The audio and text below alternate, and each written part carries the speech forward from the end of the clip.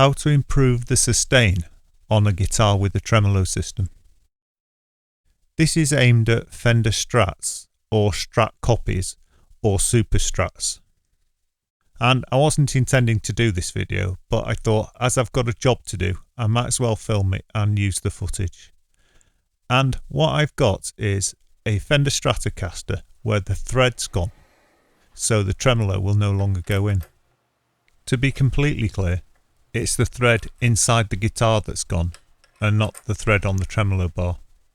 If it was the thread on the tremolo bar, I'd just buy a new tremolo bar and use that instead.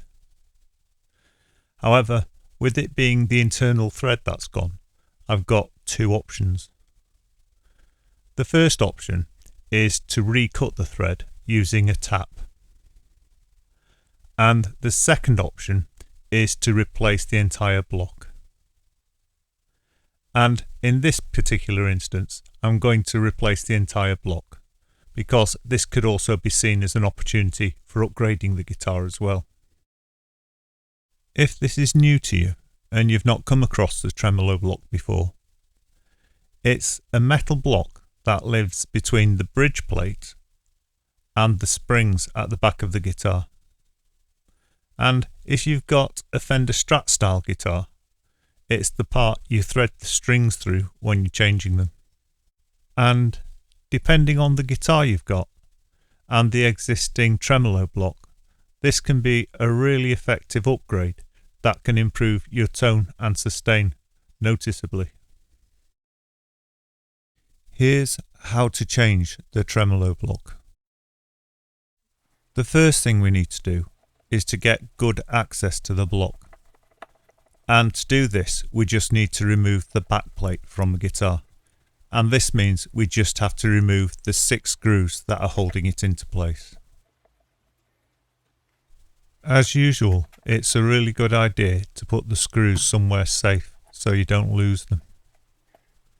And in this instance, I'll use some sellotape on the back of the plate and I'll stick the screws onto there. Once you've removed the back plate, you can clearly see the tremolo block here. It's the part that the 3 springs go into. However, the number of springs can vary from guitar to guitar.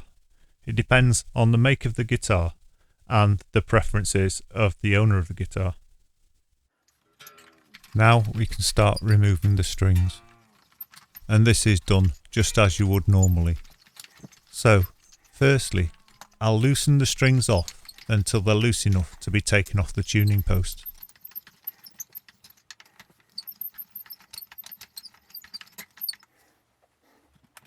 As you can see, one of the strings is being a little awkward, but I'll use a pair of pliers so I can get hold of it properly and then pull it off.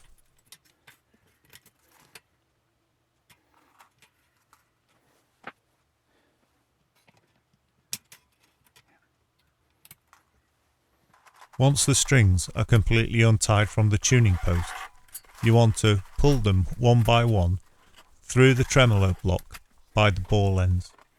However, take care that the end of the string is being supported so it doesn't scratch the guitar, because they tend to be quite sharp.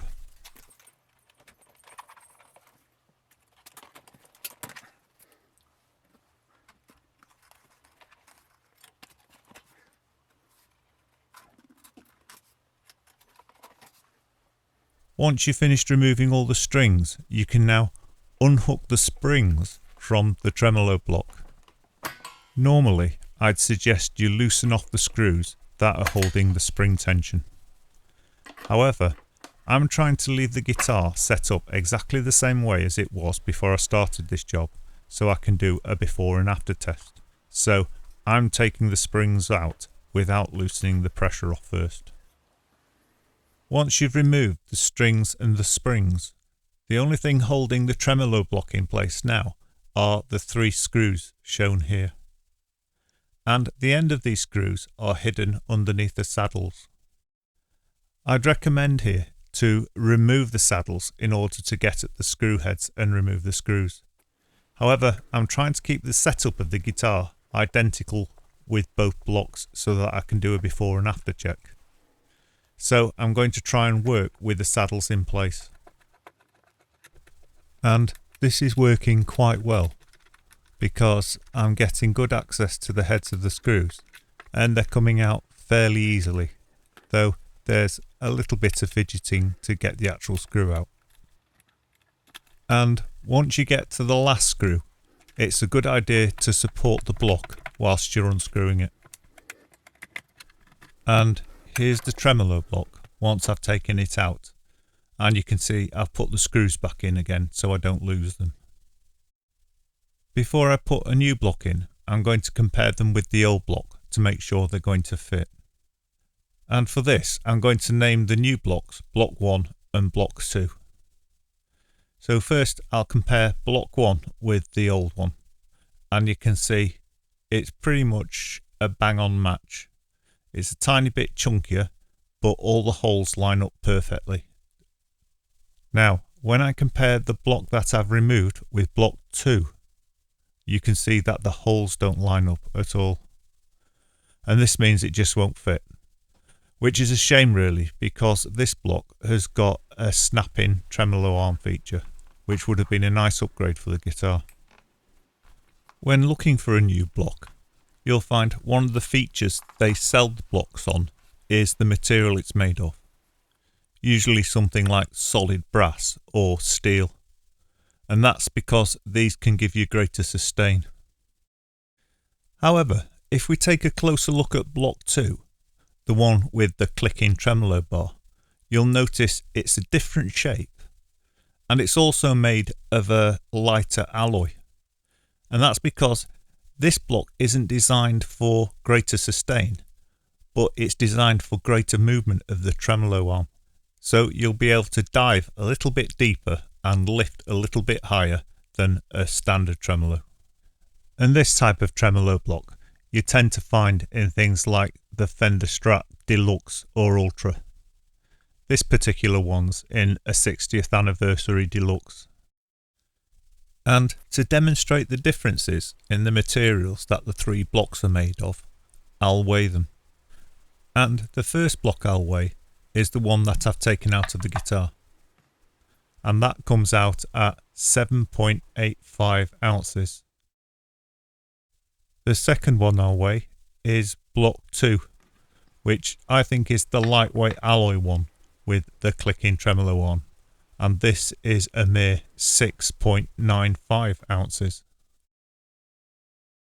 And the last one I'll weigh is Block 1, and this comes out at exactly 10 ounces, which makes this one the heaviest, at a good 25% heavier than the one that was on the guitar. So I think this should improve the sustain. I'll just show that again, the difference between the original block and what's going to be the new block, Block 1. To finish up, all I need to do is the reverse of what I've just done. Screw the new tremolo block into place, put the springs back on, and then put the strings back on. However, I notice I've got a problem in that two of the intonation springs are too short, and this will cause a rattle, and I think at some point they've been put back on in the wrong order. So before I put the guitar back together again, I'm going to have to sort that out. However, in this video I'll skip this and I'll do it as a completely separate video on how to set up a Fender Strat, as by changing the saddles round I'm going to have to set up the whole guitar. Unfortunately, this means my original plan of doing a before and after won't really work. But on a positive side, I can now screw in the tremolo bar and use it. And that's why I changed this tremolo block in the first place. Anyhow, instead I'll show you the cheapest and easiest modification you can do to any back-sprung tremolo system. And this is a great modification because it's so cheap and it's easy to do and easy to undo. So you can experiment with it and see if you like the mod or if it isn't for you. One of the things people don't like about this kind of tremolo system is the fact that the springs can almost behave like a spring reverb, and they can pick up the sound from the guitar and the surrounding environment and send it back through the guitar, which can then be picked up by your amplifier. Right, let's demonstrate exactly what I mean. So firstly, I'll strum the springs with the plectrum.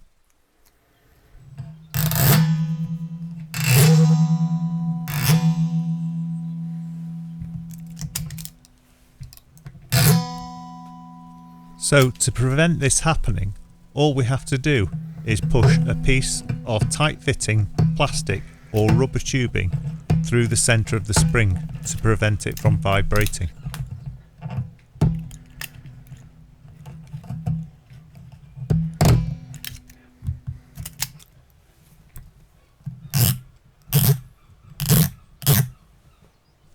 And I'm sure you'll agree that's substantially reduced the amount the spring can resonate.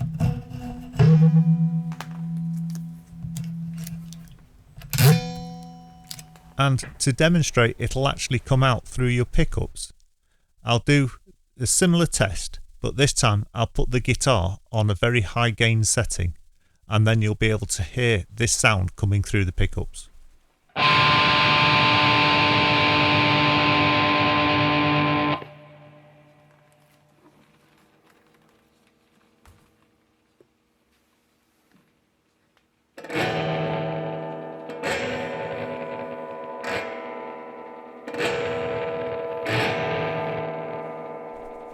And that sound is coming straight from the pickups. There's no microphone and no external sources, so that's what the guitar's actually picking up. If you'd like to try this modification, the first thing you'll need is some tubing, either 5mm or 5.5mm, depending on the springs on your guitar.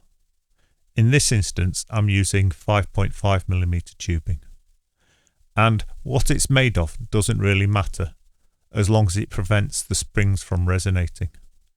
And on this guitar I'm using a plastic tubing, which I think was actually from a car window squirter. However, I've also got some rubber tubing, which I buy by the meter for about £1 a metre, and this is medical tubing. Once you've got some suitable tubing, you can then just hold it by the spring and cut it to the correct length. However, I recommend you cut it a little longer than you need, so that if you change your mind and you want to take it back out again, you've got something to get hold of to pull it out. I'll cut 3 pieces of tubing because I've got 3 springs. However, you cut as many as you need. And the tubing cuts really easily, just with standard scissors. Finally, once you've got the tubing to the correct length, you just need to push it down the centre of each spring. And it can be a bit fidgety, and if you're using rubber, you sometimes need to take the spring out to be able to get it down there, because it bends rather than going straight down.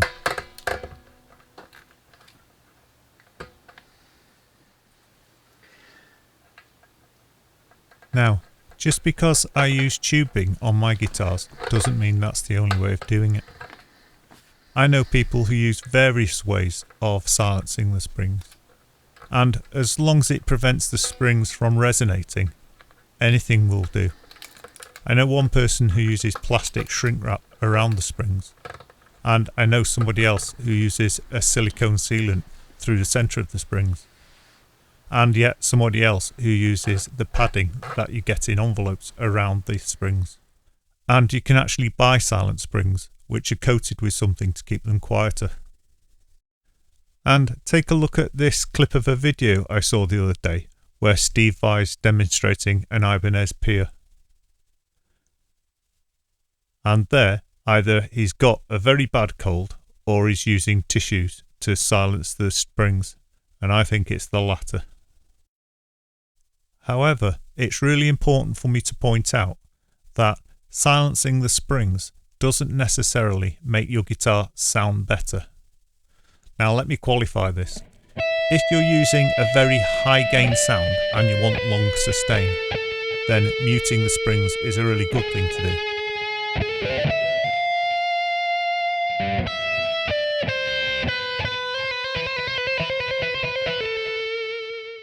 But if you're looking for a more vintage sound, like say the Shadows or the Venturas or early surf music, then it'd be far harder to achieve if you've muted the sound of the springs, because that sound that you get from the springs is what makes a Strat sound like a Strat.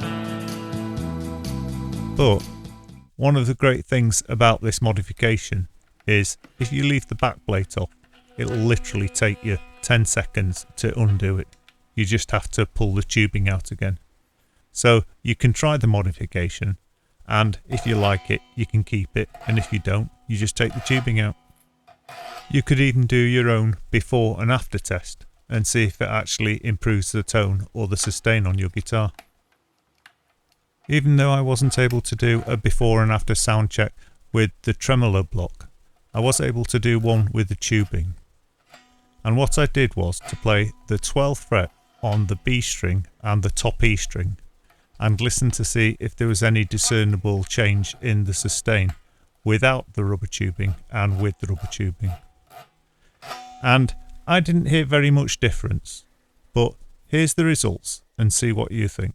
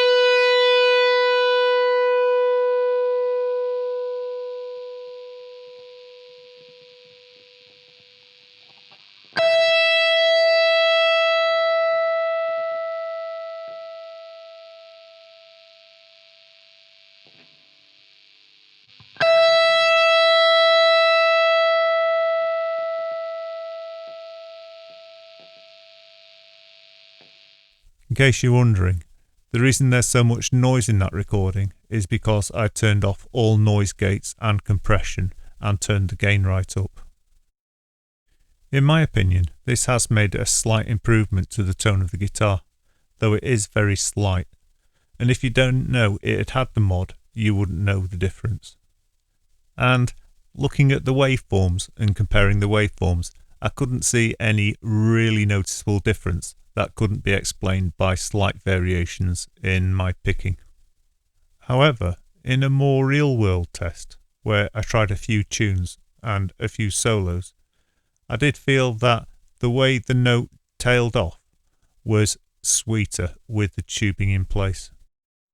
I need to point out as well that these tests were done on a standard Pro USA Strat, which has got single coil pickups, which don't produce that much oomph.